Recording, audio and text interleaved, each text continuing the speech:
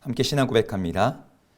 전능하사 천지를 만드신 하나님 아버지를 내가 믿사오며 그 외아들 우리 주 예수 그리스도를 믿사오니 이는 성령으로 잉태하사 동정녀 마리아에게 나시고 본디오 빌라도에게 고난을 받으사 십자가에 못 박혀 죽으시고 장사한 지 사흘 만에 죽은 자 가운데서 다시 살아나시며 하늘에 오르사 전능하신 하나님 우편에 앉아 계시다가 저리로서 산 자와 죽은 자를 심판하러 오시리라. 성령을 믿사오며 거룩한 공예와 성도가 서로 교통하는 것과 죄를 사하여 주시는 것과 몸이 다시 사는 것과 영원히 사는 것을 믿사옵나이다. 아멘.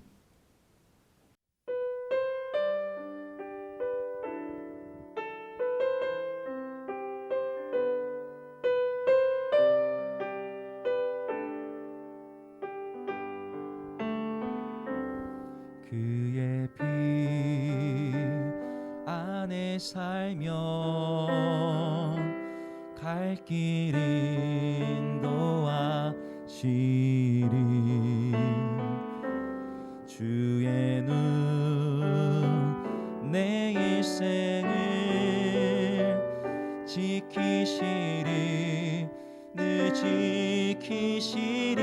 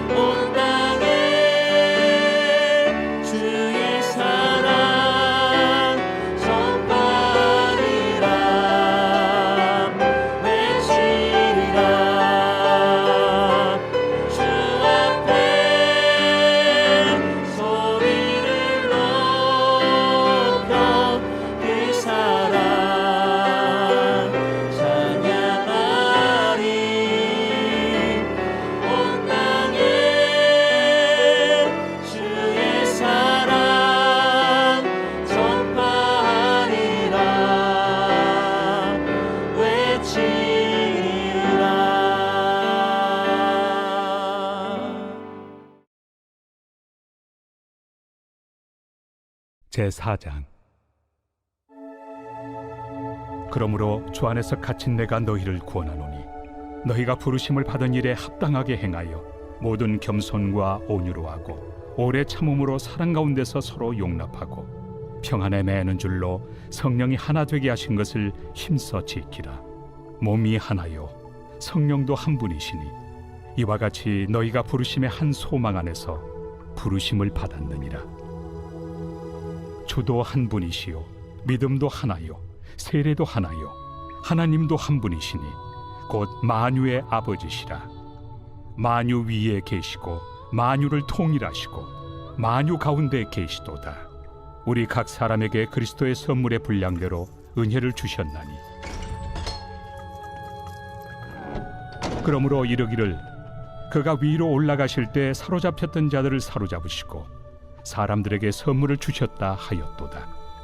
올라가셨다 하였은즉 땅 아래 낮은 곳으로 내리셨던 것이 아니면 무엇이냐. 내리셨던 그가 곧 모든 하늘 위에 오르신 자니 이는 만물을 충만하게 하려 하심이라.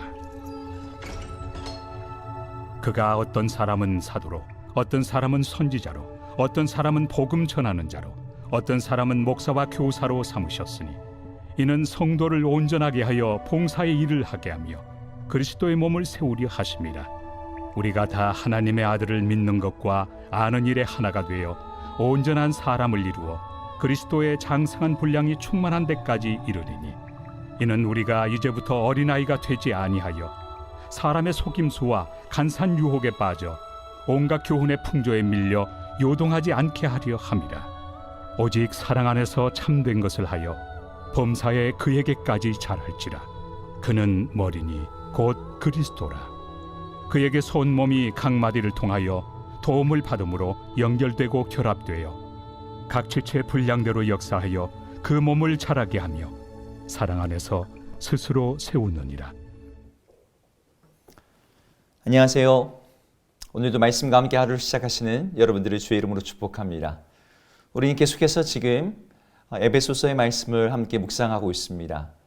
에베소 오늘 4장의 말씀에서 바울은 편지를 시작하면서 자기를 이렇게 소개합니다. 주 안에서 갇힌 나라고. 사실 이 표현은 3장에서도 이미 언급되어 있던 표현이죠. 바울이 왜 계속해서 자신을 갇혀있다라는 표현을 사용해서 자신을 소개하고 있는 걸까요?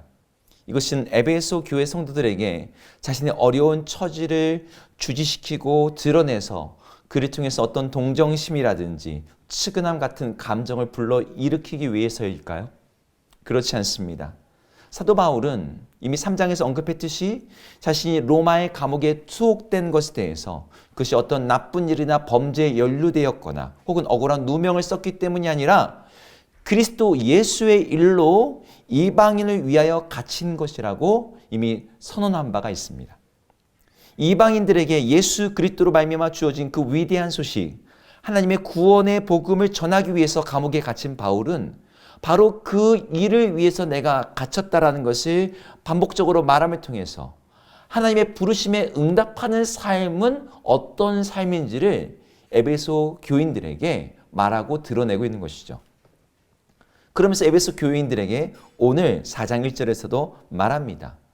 너희는 너희의 부르심에 합당하게 응답하라고.